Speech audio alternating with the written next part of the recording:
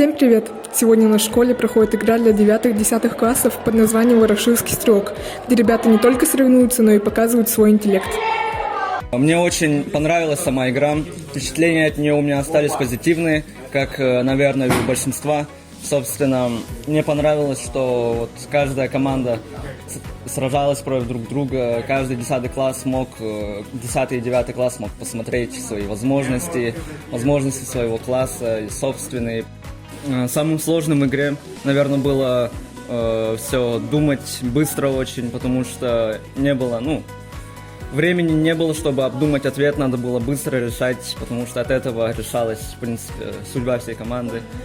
Надо было напрягать мозги. Интеллектуальная игра развивает такие навыки, как когнитивные, логические, критическое мышление, творческие способности и память. Для того, чтобы проверить навык знаний учащихся,